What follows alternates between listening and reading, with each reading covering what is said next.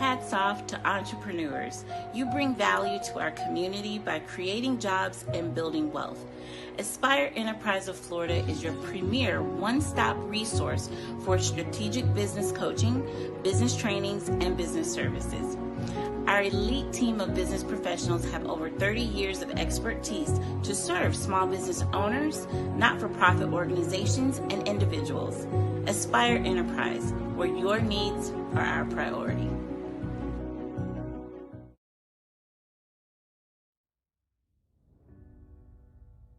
Hi, Palm Bay. I'm Ron Medina, your candidate for mayor.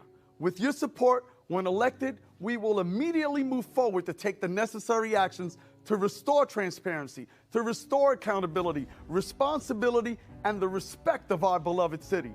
It's evident through recent audit findings and oversights meeting in Tallahassee that our city has engaged in financial decisions that clearly have put our citizens and our financial stability at risk. The headlines of our city once promoted a city that cares, finalists for a City of the Year, and a community with a great future. Now, today, the headlines promote our city as one with escalating crime, an interchange to nowhere, mismanagement, state-imposed audits, and playgrounds closing due to equipment being unsafe. We must stop this downward spiral of our once financial secured, beautiful community. We drive through flooded roads, potholes, and traffic jams.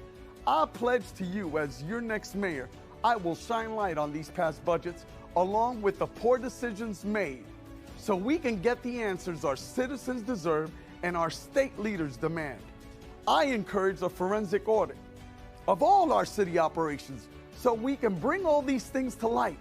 This process will not be easy, but our future and that of our children depend on each and every one of us, ensuring accountability, ensuring professionalism, immediately replacing finger pointing, mismanagement, the rubber stamp process that brought this audit upon us. There are many serious questions. The business and residents of our cities deserve a government that they can trust and believe in. It is important to address these issues head on, for they've made a target of ridicule and skepticism from our surrounding neighbors and our very own residents. This will require strong leadership, transparent and sensible policy decisions, and constant commitment to ethical conduct. As mayor, my first goal will be to restore trust in our government. Government for the people, by the people. This is truly an opportunity for leadership by example. And as your mayor, I pledge to you that if I vote to approve a contract with a company to do business with our city, I will prohibit myself from receiving any future campaign funds from that said company.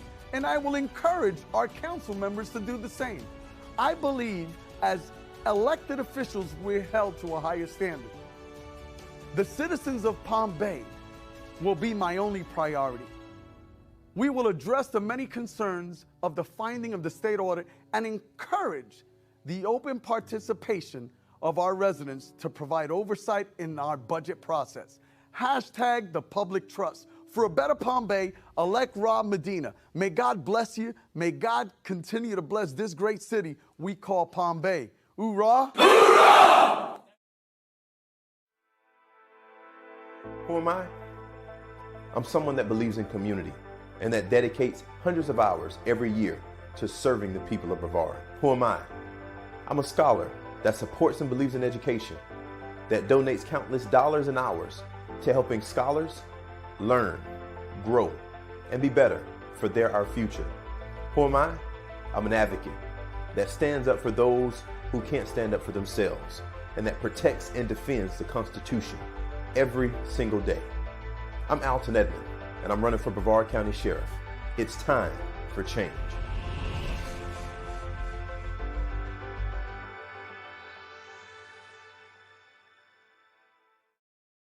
Hello, Palm Bay. I am Kay Mirage, and I'm running to be your next mayor. I currently sit on the Planning and Zoning Board, as well as our Community Development Advisory Board. I'm a mom, I'm a small business owner, and I've been married to my husband, Lynn Bolt, for 19 years. And together we have an amazing 17-year-old son who's about to head off to college. Palm Bay needs fresh, bold leadership, one who is an embracer of change, diversity, and inclusion, who is proactive and thinks outside the box. They need to be free from conflicts of interest and owes no favors to the who's who. Our next mayor should be informed and have a true understanding of the issues and be ready with plans to help solve them. They must be open to have dialogue with you and empathize with your concerns. I am that leader.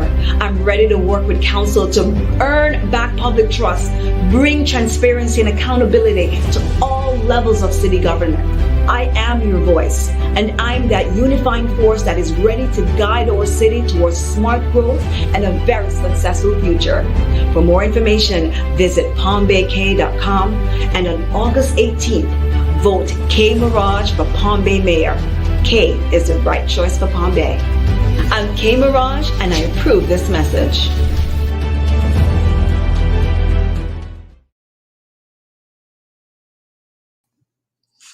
Good evening, Palm Bay, and welcome to Palm Bay Live. And with me tonight, I have Palm Bay City Council,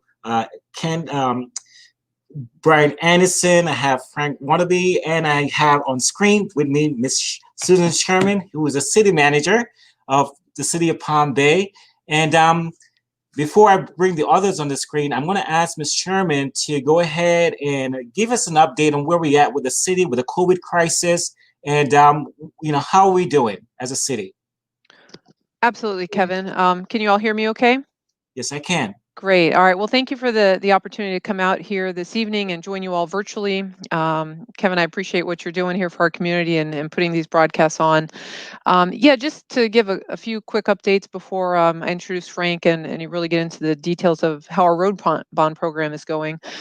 First of all, I just want to say, as the acting city manager, I'm a couple months into the job right now, and I want the community at large to know that there's three things that are priorities for me that I'm encouraging all of our team to embrace. And those three things are communication, integrity, and customer service, not in any particular order.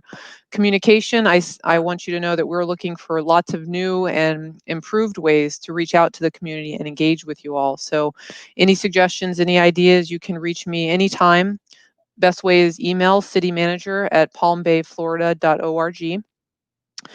We are doing a lot of things to improve our internal processes and to make sure that we are streamlined in what we do. And for me, that goes to customer service and making sure we provide a high level of customer service for each person that we interact with.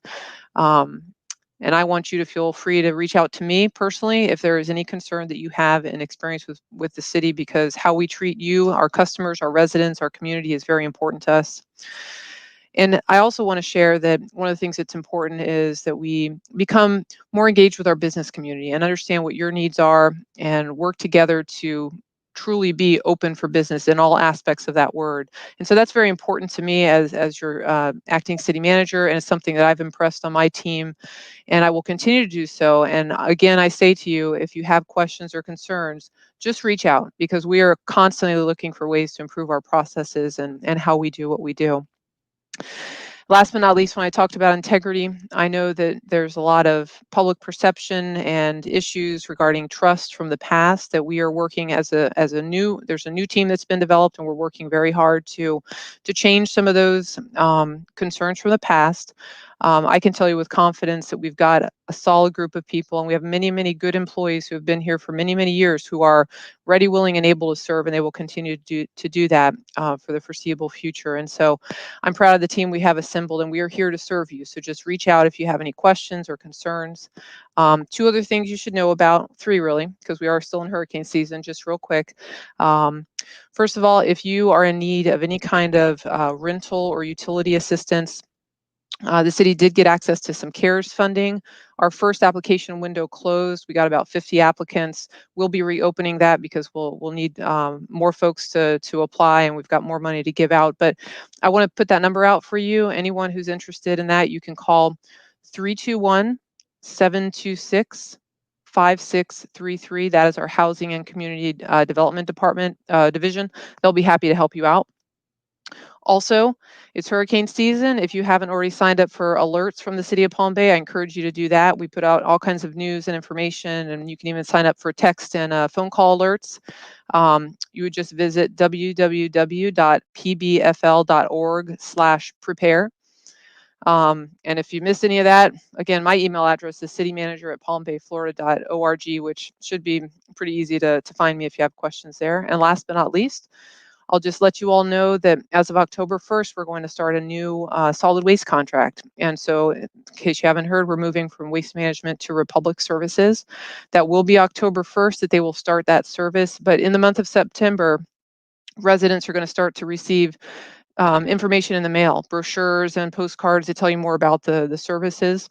But if you have any questions, again, call the city, let us know. We'll be happy to help. And that's all I wanted to cover real quick for you all. Thank Kevin for the opportunity to share some of those highlights. Now it's my pleasure to be prepared to turn it over to Frank Watanabe, who is our Public Works Director and our City Engineer, as well as Councilman Brian Anderson. They're both going to kind of tag team on some presentation related to our road bond paving projects to give you all an update. So Kevin, that's all for me. I appreciate it. Thank you so much, Mr. Sherman, and just be on the standby just in case we need you again. Of course. All right. And let's go ahead and add these gentlemen to the screen. How you doing, guys? Welcome to the platform. Good evening. Good evening, sir. So, Mr. Frank, go ahead and introduce yourself to the public so everybody know who you are. All right. Well, thank you very much. Again, I'm Frank Watanabe. I'm the Public Works Director and the City Engineer. I'm also the project manager for the road bond paving. And so that's what we're here tonight to just kind of highlight over the presentation that I have and to then answer any questions regarding the road paving and also the stormwater pipes, because the stormwater pipes mirror the road projects. So in my presentation, I'll start with the pipes first and then lead into the road paving project. Okay, great. And everybody know who Brian is. And so remind them, Brian, who you are, just in case they don't know. Brian Anderson with the City of Palm Bay, a resident here 25 plus years. We just call Frank Mr. Busy because he has a monumental task and he's up for the task. He's done a great job so far. We want to thank you for allowing us to be on your platform to update the residents. One of the things Frank said was most important is making sure the residents know where we're at and where we're going. So I appreciate him and his team always out there. He has a team of inspectors with him, diligently checking all the work that is going on. And I'm sure we'll talk a little bit more about that. But I wanted to thank you and Palm Bay Live for having us to give us this opportunity to update the residents. So appreciate you, Kevin, Frank, and Suzanne Sherman. Everybody at the Palm Bay staff is trying to make sure we're going a straight path forward, a good direction for the city, and leaving this in good hands. Okay, awesome. So what's going to happen tonight, guys? Please like and share this this platform that's happening tonight. I'm going to allow you guys to ask the questions because there's so many of us. I'm able to talk uniquely about your roads or whatever you see that's going on in your community in regards to your roads. So I'm going to allow Mr. Frank to go ahead and make the presentation first, along with Mr. Anderson, and then after that, we'll take questions from the audience. So give me a second to set this up.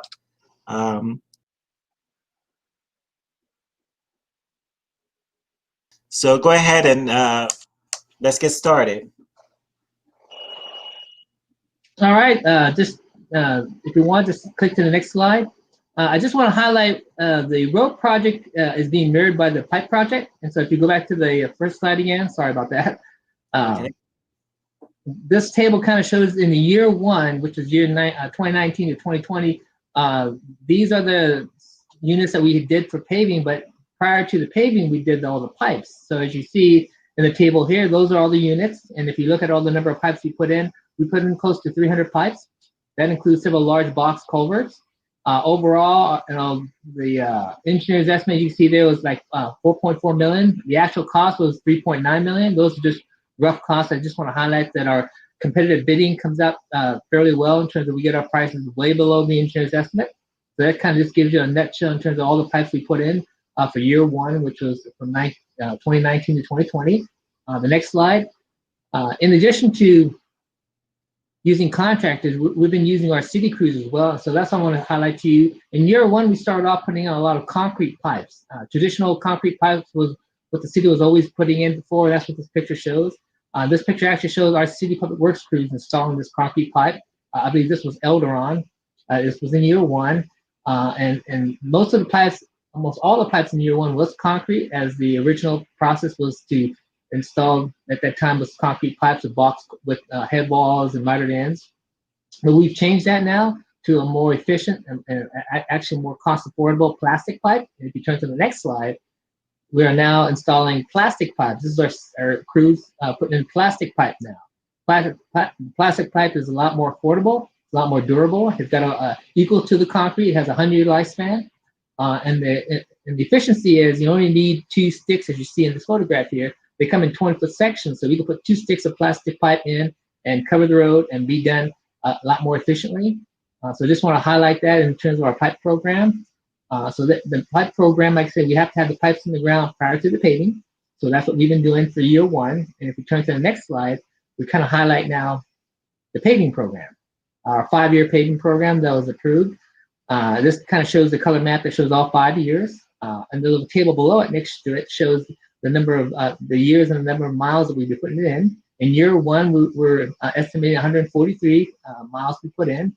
And then you see the rest of the years. Total 791 miles. Is that all our roads? That's pretty much all our roads except for areas that are unincorporated or in private developments or the compound. We did not do the roads in the compound. We have actually 860 miles total, but we're only putting in all the physical roads we're putting in as per the bond project was 791. So that kind of gives you a highlight of the 5-year program. If you turn to the next slide. This was the year one program. The year one program, we're pretty much done with all the pipes in year one. I mean, sorry, all the pipes are done and all the roads are almost done. As you shows on the map and shows on the little chart, the Unit 41 Elderon, that's all been done. Units 31 and 32, which is the ones over by next to the compound, those are all done. 42 and Garvey, they are right now all done. They're in the final what they call construction punch list. That means they're at substantial completion. That means we're going to do the final checks. There are areas of saw, a little cleanup here, little minor improvements we have to do. Some areas that we may have to mill back out and put in better pavement because of some raveling, some issues because of material. And so that project is what we call a substantial completion, so close to final completion. And then we have what we call the glob of these 5 other large units. And the good news is we have Unit 18 all paid. Unit 23, we're about 80% done with FDR. Starting this week, we moved into Unit 11, which is right there off of Emerson. So they'll start on those streets. And then soon after that, we'll move into 15 and 56. And in addition to that, in 2 weeks, we'll be, news to everybody, we'll be doing night work on San Filippo. We will be closing that road at night to do the FDR and to do the paving, which would be a section from Fountain Park all the way down to Waco. So those are the year one. So we're moving forward. Next slide. Next slide just kind of describes to you, people hear this, what they call FDR, which is full depth reclamation. And people wonder what is FDR? And FDR is a process where we use the existing material and recycle it. It's different than building a brand new road, which we call reconstruct. FDR is a process as we mix in the asphalt, we mix in the base material. We also mix in either cement or asphalt emulsion. The process that we go through, so I want to highlight it so when people see it, they understand that it is kind of messy. There's a period where it's kind of disturbing and dusty, but the end product is you have a nice paved asphalt road. But we start off with some edge cleaning and grading. Soon after we get the edge cleaning and grading of the existing material, we start milling the asphalt and milling the base material. That's when it becomes very rough to ride on. Soon after that, the cement and emulsion is added right into it. It's mixed right in. That happens all pretty much on the same day. Once it's all been mixed together, we let it sit for a couple of days. We come back out and then we regrade it and roll it and do a final grading of the road itself. So then that road is pretty much where it should be. We'll put what they call a primer. You may looks like a tack material, but it's a primer material that seals the base. And then 2 or 3 days after the primer, we pave it. And so that's the whole process of FDR. It's a process that we like to use here in Palm Bay, mainly because the material we have, Palm Bay soil is very sandy. And it's also, we have a high water table. Those two combinations makes it very difficult to do traditional reconstruct and other methods where you have to have materials dry, which you can't dry because you have high water table. So what you do is use a cement mixture, which is what FDR does. Just want to highlight too, in areas like in Unit 31 and Unit 32, the only slight negative thing about FDR is that because you're using a cement material and your base is going to be a cement foundation, like a cement, it's curing. And all concrete, you get little cracks, little spider cracks. Well, that little cracks reflect up through the pavement. So what happens is when soon after 6 months, maybe definitely by a year, you're going to have all these little tiny cracks on the asphalt. Nothing's wrong with the asphalt. Nothing's wrong with the base. That's what they call reflective cracking. That is traditional FDR. Our plan is based on our road maintenance is within a year after we finish 3132, which we did finish, and you'll start seeing some reflective cracking. We will then go back out and rejuvenate those roads to give it an extra 3 to 5 year of protection. When we rejuvenate it, that should take care of most of the cracks, but you'll still see some of the cracks. But that is FDR, and there's nothing wrong with the roadway. So I just want to highlight that. And then highlight that we are going to be doing a road maintenance. So with that, I want to move to the next slide. Just a little information on paving too, and people wonder what's the paving method. Traditional paving, we're not doing FDR, which we call sometimes, they call mill and pave. And that first color slide or photograph is a milling machine. What we do is we'll take and mill the existing asphalt off. In this situation, we do save those millings because those millings are used on some of the FDR roads that do not have enough asphalt on top of it. Good example, like down there in 24 and 25 we'll be going into, some of those roads are just basically just pitted out, and so there is no asphalt left. So we're going to be using those recycled millings to be placed on those roads to be milled in as an FDR. But that's a milling process. We're going to obtain all those millings, and we have been storing those millings. And then after we mill it, we then pave it, and that's what they call mill and pave. And the second row of photographs shows a paving machine that's being laying down pavement. Sometimes in some of the longer stretch streets, like we did for the Parkway, they use what they call a material transfer vehicle, which is what you see on the bottom slide. That goes in front of the paving machine. The traditional word they use for this material transfer vehicle is what they call a shuttle buggy. And that's what holds a lot more asphalt. It holds a lot more asphalt. It has a better control of spreading out the asphalt. And it also allows the dump truck to not bump the asphalt machine. So that way there's no cracks or joints in the asphalt itself. And then the last portion of the photograph shows them rolling and paving it. So that's the overall process for asphalt laying down. This slide now moves into the year 2 program.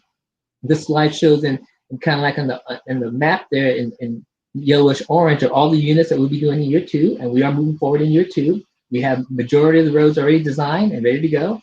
In the northeast, as you can see, all those units that we see highlighted on the slide here are all the units and what we call country club areas and streets that we're going to be doing in year 2. In the northwest area, we have the units as I showed here in 20, 26, 39, Emerson. And then in the northeast area, we have units of 17, 24, 25, and 46.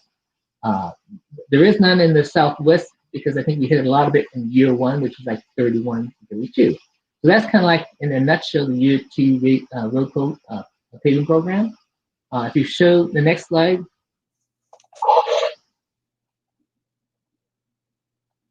This is kind of like this where we are today in terms of the year 2 program. I think a lot of people want to know where are we. As I mentioned before, in the year 2 program, we have a majority of the roads designed, meaning that they're ready to go, they're ready to bid out. I have a listing of all the projects scheduled with our procurement office. The year 2 pipes are being moved forward. As I highlighted before, we are contracting out year 2 pipes, and we're also installing year 2 pipes with our own city crews. I have right now 2 public works city crews doing nothing but pipes. I hope to have a 3rd crew out there as well. The issue of using city crews is a lot more affordable because all we're doing is paying for the pipe.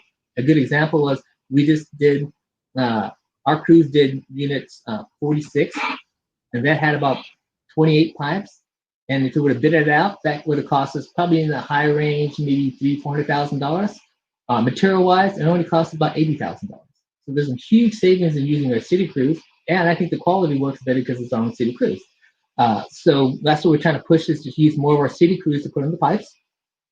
Our first road project for the year 2 is Port Malabar Road. It will be awarded, hopefully awarded tomorrow night. It's on the agenda for tomorrow night for council. And then the second project will be our Emerson Drive. And Emerson Drive is a section from Minton Road down to the C1 Canal, which is by the park.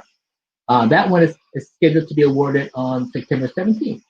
So we have 2 projects almost ready to be awarded. The third area that we were talking about, as I mentioned before, was Unit 46. Our city crews are out there installing the pipes.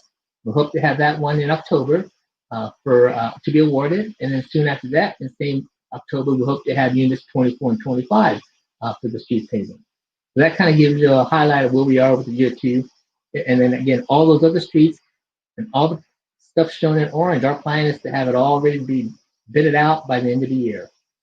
So again, it's year 2, but we're going to be sliding into year 3 because of the way we're structured in terms of having the pipes being put in first and then the paving following afterwards. And then I just want to highlight again, we are pushing forward with our road maintenance. I have a meeting scheduled to meet with the contractor for rejuvenation. We have streets listed to be rejuvenated this year for some of the streets that was paved prior to my being here. And those include the northern half of the Parkway, as well as R.J. Conlon. And then this coming year, we'll be going out with a large contract to do all the year 1 road paving streets. So that includes like 31, 32, 41. All those streets will be rejuvenated. So that gives us, as I mentioned before, in our maintenance program, another 3 to 5 years extended life. What does that mean? That means a standard roadway that we paved last year, for example, 31, 32, has a 20-year life. We rejuvenate it. We give it another 5 years. That means it's 25 years. I'm hoping to, in 5 more years, rejuvenate it one more time. That'll give it a 30-year life. And then the plan would be to then, after that 10th year, put what we call a microsurfacing. That'll give it another 10 more years. And then that gives you another 10 on top of the 2 5s. So that gives you another 20 more years. So now you got a 40-year life of a roadway. And that's what the traditional ways a lot of the major cities and counties are doing now, because asphalt, you can't keep repaving and FDR roadways, is to have a maintenance program. Council approved a maintenance program to move forward. And what I'm describing is that maintenance program. And our process is to try to get ahead of that curve, so that way we could extend the life of the asphalt way past a 20-year period. So that way we hopefully have a 40-year lifespan. So that way, in the overall sense, you don't have to worry about having a huge balloon payment at the end, because you just keep maintaining it, and then that cost just keeps rolling back in. So that's a program that we've already established this year, and we'll be hitting it hard next year and the following years after that as well. So that kind of highlights the overall road paving program.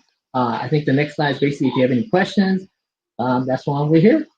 Did Frank, on Port Malabar, can you talk about what area we're doing first? I believe it's Babcock to Palm Bay Road, and then the section of Emerson that we'll be starting on. That way people know if they have to do their traffic patterns or anything like that, where we're starting on Port Malabar, where we're finishing, and then when we'll get to the next segment.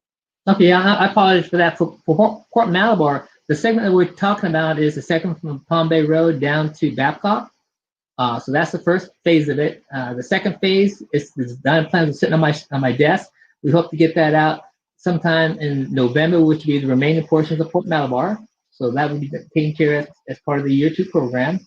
Now, in addition to that, we talked about the Emerson. The Emerson is the section that comes from Minton Road all the way down to the C1 Canal. The reason why I had to stop at the C1 Canal is there's a big box culvert there that I need to get a permit from Melbourne Tilburn. And so because I do not have the permit yet, I had to then kind of separate the 2 projects, and then I'll do the southern half once I get the permit. So that kind of gives you a summary of where we sit with those 2 major road projects.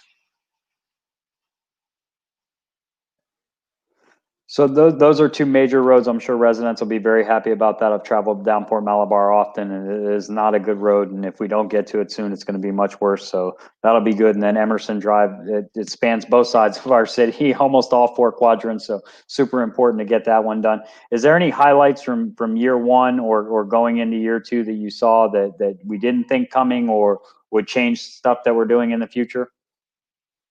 I think the council gave me the discretion. Some of our streets, in our ordinance, we have our streets is located as a 20-foot wide roadway. That means you have 2 10-foot travel lanes. Not all our streets are 20 feet, and so not all our streets are in that ideal situation of a 20-foot lane. So, some of our streets are 17 feet, some of our streets are 22 feet.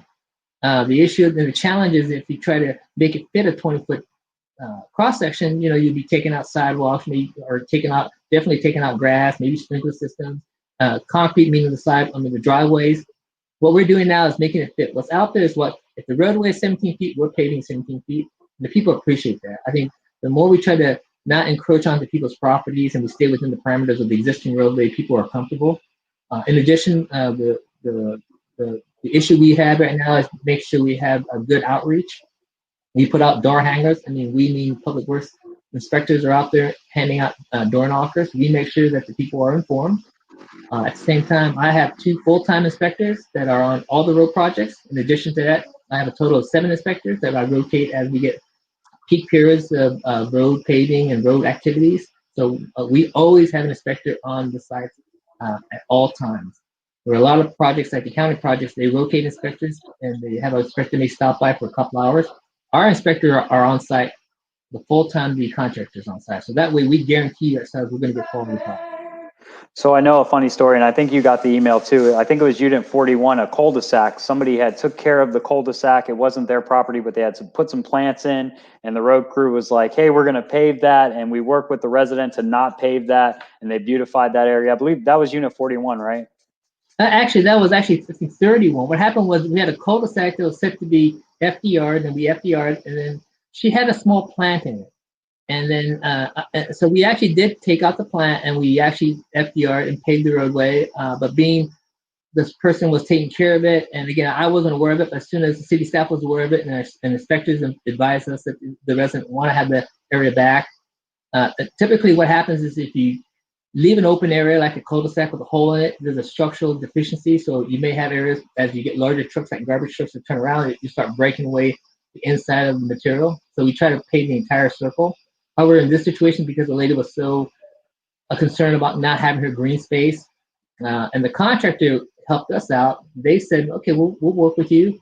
And so we went back and we cut the hole out, put in sod, and we actually planted a queen palm tree in the middle. And so we took care of her, and her situation, she was very happy, and she was appreciative of having that green space put back in. So we tried. I know it came out very nice. What about 24 and 25? You guys doing pipe work out there? That's Pegio, Freehold, and some other streets that I know we need to get to pretty bad. I get a lot of questions about those units. That is correct. We have a contractor started last week in units 24. He's pretty good. He's installing 5 pipes a day. And so as of today, I think he's installed about 27 pipes. But each of those units, we have like about 80 pipes. And so he's moving along. In addition to that, in 2 weeks, we'll start the construction of the Freehold. Freehold was a roadway that was closed because we have 3 large 72-inch pipes that have failed. And our contractor has finally got the box ready to ship. So he's going to be out there in 2 weeks to mobilize and to remove all the existing pipes. And then within the end of the month, these large concrete boxes will show up and we'll crane them in. And hopefully in about 2 weeks after that, we'll have Freehold finished and hopefully back to council, because council then will have to reopen that street. As soon as we get Freehold done, we'll start Waterbury. That is great. I was just out at Freehold last weekend, brought my wife out there. We took Pegio down all the way over to Freehold. It looks like you could film a movie out there, just not good. And can you talk a little bit about why the pipes failed, the galvanized metal, and what kind of system they used to use versus what we're using now, and why we don't anticipate any future failures?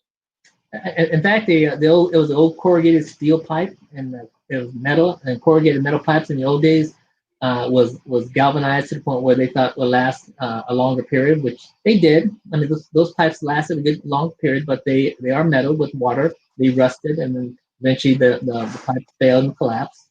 What we're doing on those large pipes, because they're very large, there were 3 72-inch pipes. So think about 3 72-inch pipes. Our design and those 2 locations, the repair is a 8 feet by 11 feet wide box concrete culvert. So those are huge box culverts, like little. So just for the sake of everybody, 72 inches, around 6 foot round, 3 6-foot pipes, and you're replacing with literally a man my size, your stature, could stand in the box culvert, arms up, and not touch the top. I mean, these things are phenomenal structures. Correct. And how many of them have we done? I think I can think of 3 right offhand, but how many box culverts have we put in since the initiation of the stormwater program and the road bond program? Since the stormwater program, since my arrival here, we put in 3 box culverts on Emerson, and we installed 2 box culverts on Garvey, and then we're currently right now installing a box culvert on Jacobin. So those are the ones we're installing right now. And a box culvert, I think the lifespan is 100 years. Is that what we're told? Yes, they're way over because they're concrete. They should last way over the 100-year lifespan. So we got Freehold starting in 2 weeks. The Waterbury project sometime after that, the next couple of months we're thinking, or what's your timetable on that? It's the same contractor. He's got, once he gets done with Freehold, the boxes should arrive for Waterbury, and he'll start right on top of Freehold. So they should go back to back. Fantastic. I know we'll have some happy residents over there, and then obviously the public safety aspect of that as well is huge. I thank you and your staff. I don't know, Kevin had some questions he wanted to add. Maybe real quickly, talk a little bit about year 3, how we get to year 3, what we're going to do with year 3, how that looks, how our timetable looks, some things about that. Sure. Year 3, we're already starting some of the preliminary design work. As we're moving forward with the design, we have to get some survey work done. So we're getting our survey crews ready to go out to year 3. Year 3 has a program that was shown on the map originally. And so with those units already approved by council, tentatively with the 5-year projection, we're already starting to move forward with doing some conceptual designs on some of those areas as we get the survey information done. We'll try to get as soon as I get the pipes all done, our inspectors will start going out to year 3, and they'll start inspecting all the pipes to see which ones are the failed and worst condition pipes. Just a heads up that we are not replacing all the pipes. Again, we'll say that again. We're not replacing all the pipes because if we did, it'll just be astronomical. There's no way we could replace every pipe in the city. But we're doing our best to make sure we get all the failed pipes and the ones that we know for sure needs to be repaired because they carry the most water. Okay, awesome, guys. Thank you so much for that, Mr. Anderson. All right, so we're going to start with the questions. I know we have a lot of folks watching on YouTube as well, and the other different avenues that I broadcast to. You can comment in the comment field your questions, and then don't forget, I have Miss Susan Sherman here, the acting city manager, who's on the platform. So if you have questions in regards to the city as a whole, please feel free to ask. Now's the time to pose those questions. So let's get started with the first question. Is coming from Mr. Carmen Vitale.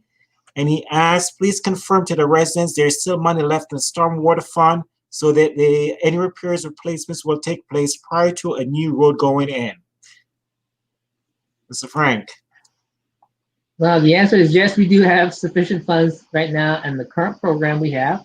As we mentioned before, we're roughly right now spending about $4 million a year on stormwater pipes, and that's within the same program we had for the year 1 and year 2. So we spend about on average about $4 million, and that's what we have right now currently. However, with the change in the stormwater and the reduction you can say in the stormwater, the forecast may not be as positive, but we're doing what we can with what we have, and that's why we're trying to leverage some of the funds we have right now. And that's why we're trying to use in-house crews right now to try to make the money we have already reserved and on hand to stretch it out as far as we can. So currently right now we do have funds to finish up year 2, and as we move into year 3, that's going to be more of a council call in terms of how they want to manage the fund, depending on what the amount of money we get, because we no longer have an assessment. So one of the things too that we've been doing as a council and then as a city as well is we are very lucky in the bids coming in much lower than we had anticipated, not just with the engineer estimates that you saw from Frank with the $4 million and it coming in at 3.9. The road bond has worked the same way, and a lot of these things that we're able to do house, we're able to take those savings and incorporate them into our future year projects. So as we move forward, we're carrying over savings to continue the road program. And also Frank has done a great job of getting the most out of what kind of processes are out there as far as like cure in place pipe repairs, things we can get more longevity out of as opposed to just doing the fix to do the fix. And if you could talk a little bit about the cure in pipe place and how we're going to try that and what that actually is. And that's a good new type of design. We have as we all know, if you drive down Malabar, there's sections of the road where we have big patches that have been placed, and you can see it's settling. What happened was that pipe and those box structures are not on stable material, and because of that, some of those materials have weakened, so that's why the boxes have settled, and so has the pipe. The cost to try to replace, and there's in Port Malabar Road has dual 72-inch pipes, concrete. and then these very large box manholes. I've actually been down in them and actually been in the pipes, and they are some are separated. I can actually put my finger through it, and because of that, we have sedimentation coming in, and that's why the road is becoming slightly settling. There's a new method, what Brian was mentioning, what they call a cured in place, what they call a pipe in a pipe. They've had what they call cured in place, slip lining, types of repairs that are very cost affordable to keep the existing pipe and put another slip lining pipe or curing pipe inside the existing pipe. The new method now is a spin cast method, where they spin cast the concrete, and they spin cast the concrete in the box all at once. So different than when you have a slip lining where you have to have still separations and joints. This will just be one continuous concrete pipe. It'll go from the pipe to the box, back to the pipe. And that's been shown very efficient in very large urbanized cities that have very large pipes, larger than 72-inch pipes. They use the spin lining. And it's from a savings standpoint, tremendously, because you're not going to dig out the old pipe, and you're not going to have to spend a lot of time with MOTs and all those other issues regarding trying to remove those concrete pipes and then putting in a new pipe. And then in addition to that, they have ways to inject materials around the existing unstable soil to strengthen that material way beyond what the capacity has on the current materials. And the materials they use, it's a chemical injection of a new style polymer that actually gets stronger as it's water. So in our area, of course, we have high water tables. This material even gets stronger. So that way, that becomes a huge, you could say, securing foam injected around these boxes that are right now settling, and that'll secure those boxes and secure those pipes. And that way, we don't have to take out all those boxes and pipes. It's going to be a huge savings. On a test quote I got just to do one box and a few hundred feet of pipe, it was almost close to $1 million. So as you can see, the cost to replace that entire section that starts, I think it's almost 2 miles long, would be astronomical in cost. So we're looking at now doing a pilot project right there by Emerson to do about 500 feet. It's going to be advertised out in about a month. Is to do what we call that spin cast pipe repair, and then inject the roadway and stabilize the roadway. And if that works out and that becomes successful, we're going to do the entire system. That'll be a huge cost saving than trying to rip off the entire pipe system. Okay, guys, thank you for that. Let me go ahead and find the next question for you. This question was on freehold, but I think you guys answered that.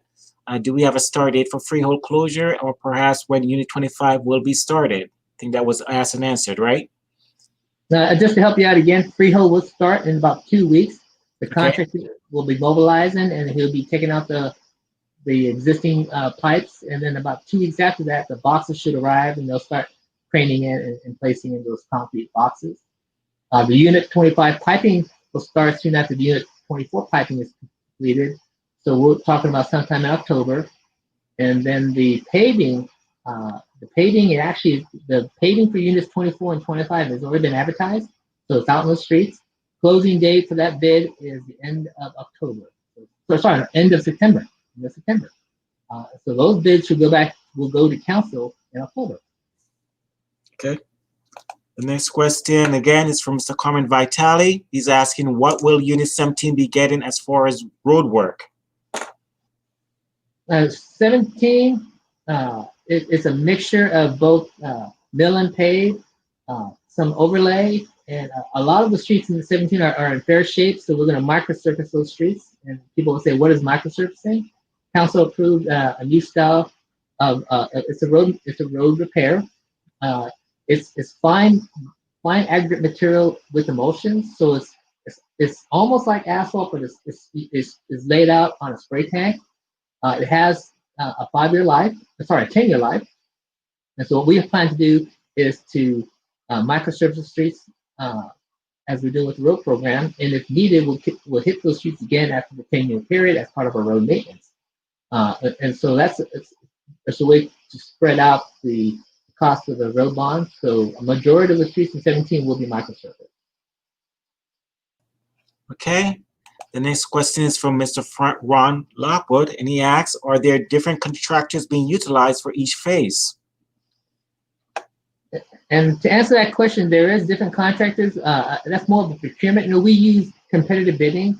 That means if for every one of our road projects, we advertise it out, and there's a competitive bidding, and as when we open the bids, and then we have a low bidder, and as long as the low bidder is responsive, meets the requirements through procurement, that low bidder is selected and then given to council to be awarded.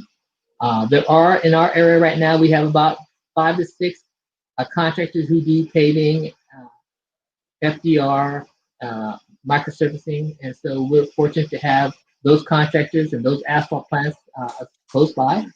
However, there are opportunities. A good example is, I know for sure, a new company has popped up. It's a company that's purchased a plant down in St. Lucie County. They're currently sub to one of our prime contractors right now. So again, this road bond program has opened many contractors to look at Palm Bay as an opportunity to do work for the next 5 to 6 to 8 years. So we are drawing in some good contractors. And I think that the most important thing for us is that we get a good job no matter who does it, and that it's going to last the time frame that it says. And they're a legitimate company with bonds to back them, and they do the work that they say they're going to do. Okay, awesome. Then I think this is a statement. What about people that think some roads are being redone that don't need done? Can you talk about trying to do areas, I guess, do one area at a time? I think that's what he's trying to say. I mean, I guess I'll take that one because it's really a council decision at the end of the day. We're presented with options, and we decided that this was the best route to go, was to try to get some equality to the program, make sure everybody was getting something, that we were doing a little bit in each sector of the city, as the whole city is paying for the bond. So Kevin, as you know, it overwhelmingly passed with 66%. One of the things I think you'll see is at the end of the program, everybody is going to get the rewards. So it would be, and the best estimation, everybody got something. Council had different reasons for doing different roads. One of the things that we did try to do was combine certain units so we could get the most value out of those units, like 31, 32. We added 42 to year one because it was next to unit 41, and the pipes that were already had already been designed, so it made sense to do that. We were looking at adding unit 49 to year 3, so there's been some movement with it, but council wanted to take the general direction. As the city is paying as a whole, they should see the work as a whole and see it throughout the city. One of the things I had talked about is the worst should be first, and some of those roads that were the worst were in 31 and 32. Obviously 24 and 25 have some very bad roads, and they're coming up. And I can tell you, these guys have their pedal to the metal when they're doing the roads and getting these things to us as fast as they can.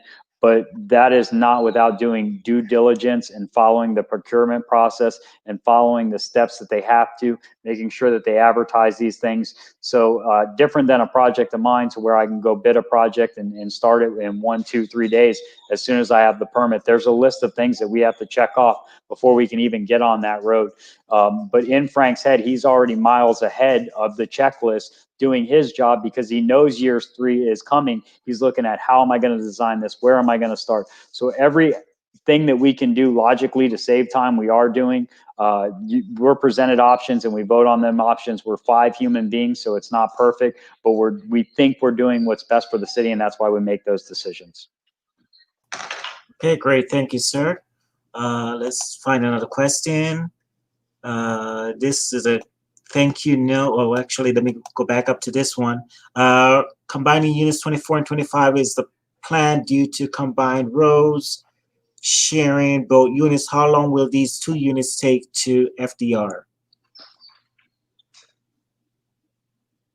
I can answer that question. I believe the contract we have set aside for units 24 and 25 is 220 days for substantial and 240 days or 250 days for final acceptance. So that's the contract in the current bid that's being advertised out right now.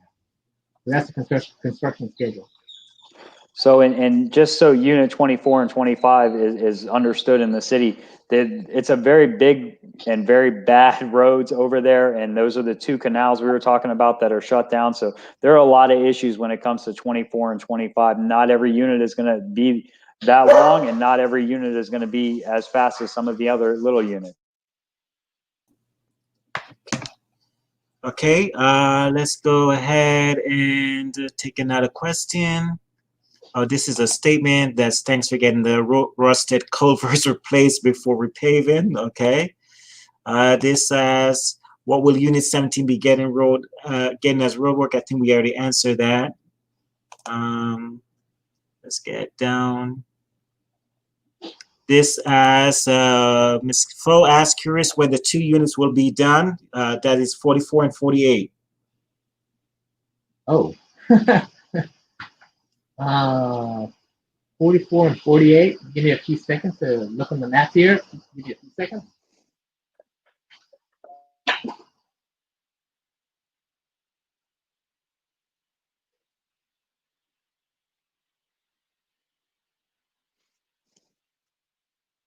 One of the things I wanted to highlight while he's getting that is we had talked about when we were talking about this road program, and Kevin and I did a lot of talks and a lot of speeches and tried to give some information about the road program, was the value it gives to the city and how we can leverage that for better credit ratings and better bond ratings in the future. And the value when we started the bond was somewhere between 3.5 and 3.8. Must be somebody out on my bike because a dog wants to attack him. Not a good thing. Don't do it, doggy. So right now we're standing at somewhere around 4.5, 4.8 billion of value in the city. So that goes to help the city as a whole. And ultimately when commercial entities are looking at your city, they want to see that. So go ahead, Frank. All right, 48, Unit 48, both are in the north west quadrant of our city. 48 is scheduled to go in year 3 or phase 3. And 44 is the very, very far northwest unit. And that is scheduled to go in year 4. Okay, awesome. Thank you for that answer. Let's see. Remember, folks, we also have the city manager here. So if you have questions for her, please go ahead and let us know. Let's see. Let's ask another questions. I don't see any more. Let's see one here from Mr. Lockwood. Upon completion of road work in each unit, how long before the grass areas are repaired or replaced? That's a question we've been seeing a lot more. A lot of our contractors are very aggressive in getting the asphalt and doing the FDRs. However, they're behind on doing the final, you can say the final components of the road project, which is to put in the grass and sod and do some cleaning up. Like all contractors, you know, they're trying to get the bang for the buck, and they're trying to meet within the schedule to avoid not meeting their schedule. Good example is 42 was completed. All the roads are paved. They're doing the punch list, as I mentioned. However, there's a lot of streets up in that area that still don't have the sod along the side. Some of those areas we have to put in some stabilized materials. We put in some areas people have requested dirt, native material, so we've been doing that as well. But we have been kind of slow on some of those areas where we need to saw back in the shoulders. But we are going to be hitting all those streets. So we want to make sure that we'll work. We are not done in the areas that we just paved, but we have areas of the pavement. There's a good foot or two of disturbed, and there's no grass there. We'll come back and add the sod. Again, just give us a little bit more time, and then we'll have our contractors on the punch list of the contractors to complete. Okay, awesome. I think this is a comment from Ms. Vesta Burns. The stop lines painted on 44 along Emerson are worn and basically non-existent. I was advised in the past that we had to wait for the new roads to be done before lines will be repainted. Since 44 is in year 5, do we still need to wait for a few years, or is there another department we can speak to have this expedited, as it is an ongoing safety concern for both pedestrians and drivers? Who wants to take that one? Suzanne, you want to take that one? Yeah. I'll ask Frank to take a look at it. And the answer, and to help you out, here's our policy right now, and this is, you know, and when we started the road program, there was a lot of people wanted to do a lot of great things. However, we started realizing at $150 million with 791 miles, people started questioning, can we do it all?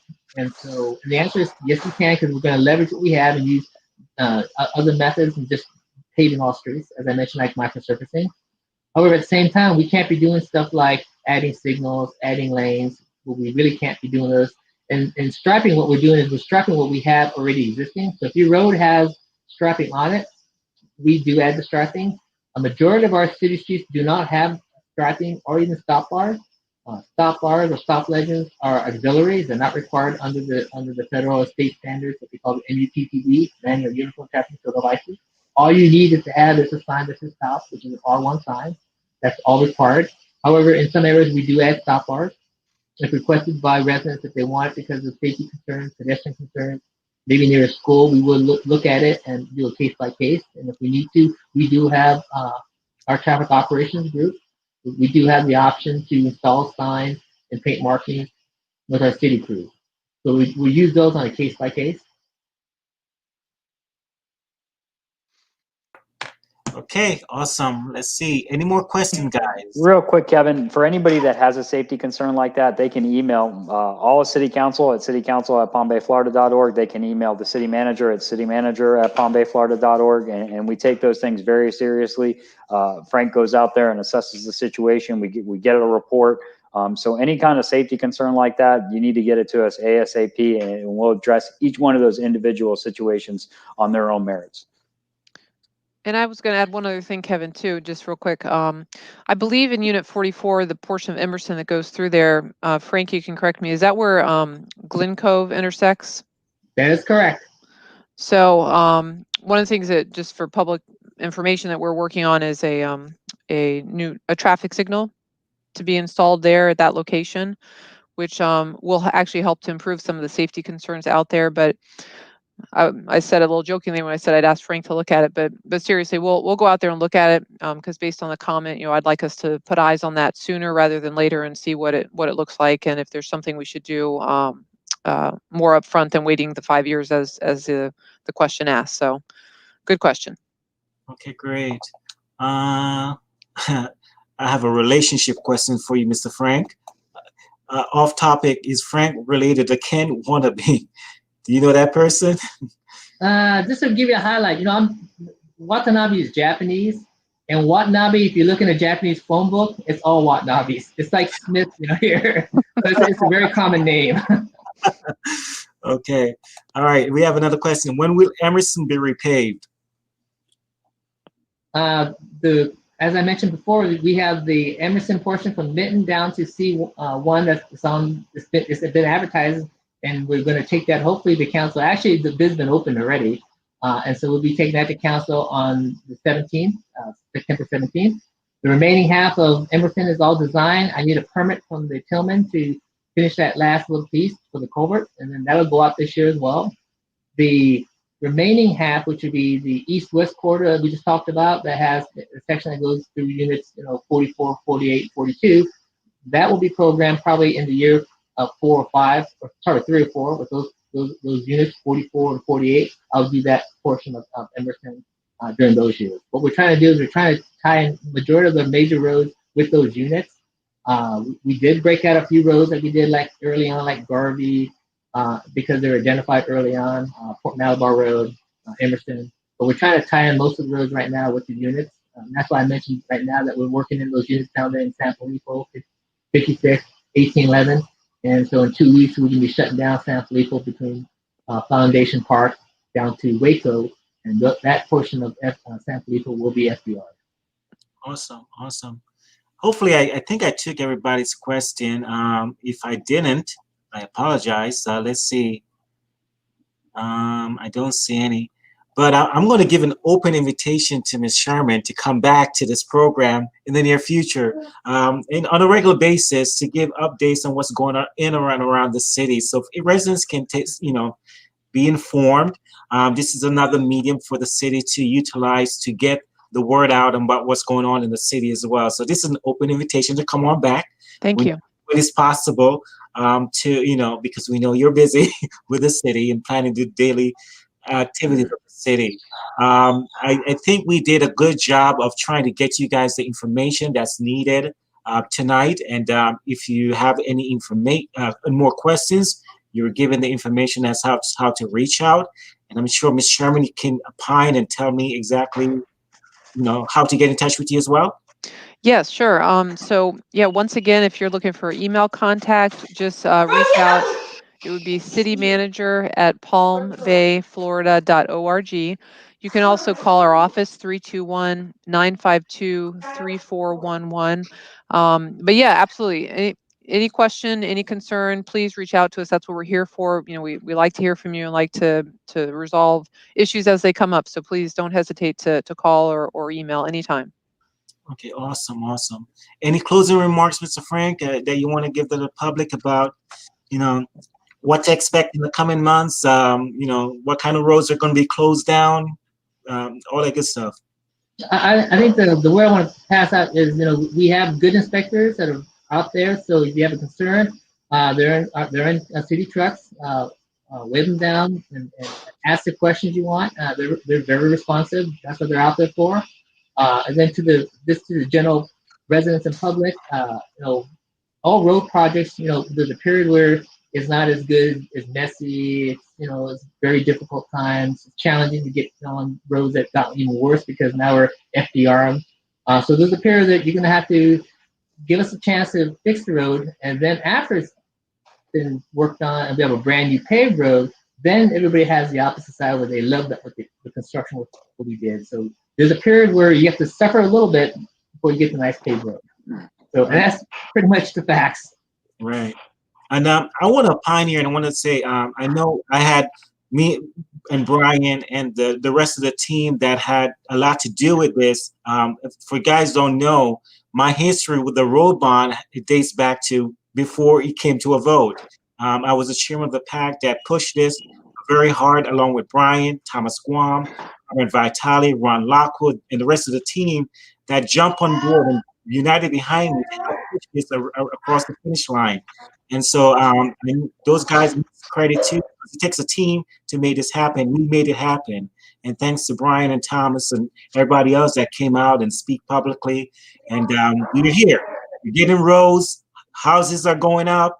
The city's looking great. I'm so excited for the future of Palm Bay. And that's why I do these things, because I'm just excited to be a resident of Palm Bay, and I love my city. And I thank you for your work, Ms. Sherman, and thank you, Mr. Frank, for jumping on tonight as well. And Brian, any closing remarks? Yeah, just really quickly, I think you hit it on the head. That was the most nervous I've ever been, and I think I was on the phone with you when the early votes came out for the road bond, and it had looked like it was going to pass, no problem. I think it was 18,000 to 9,000 in the early voting. So we were very, very excited. And then as the night went on, we got more and more excited. So Thomas Guam, Carmen Vitale, Ron Lockwood, Bakaska helped us out a bunch. They let us do some forums there. Just all the residents asking questions. There were a lot of things said, and most of them weren't positive. They were negative, that we weren't going to be able to do it. And we have flipped this thing around. That was the nervous, hard part, I think, getting it pushed past. And now for the city to be in this position, being able to take the new interchange, which I take to work every day, to see the new homes going out there, which will help historic Palm Bay get the tax base it needs to lift itself into the future, to have a sustainable millage, to have a commercial tax base. The Bayfront is going to be a thriving area for this city. To see new roads going in all over the place is just, it's unbelievable, Kevin. The fact that you now have a platform for Palm Bay candidates to get on, because it's always been more of a Brevard thing. And this is a Palm Bay thing. So phenomenal. Suzanne's done phenomenal things with the tasks she's been given. Frank has done an amazing work, and that's a credit to their staff as well, not just them. Your staff, Palm Bay Live, I can't say thank you enough. Thomas, Carmen, the 66%, man, I tell you what, God is good, sir. Yes, he is. Yes, he is.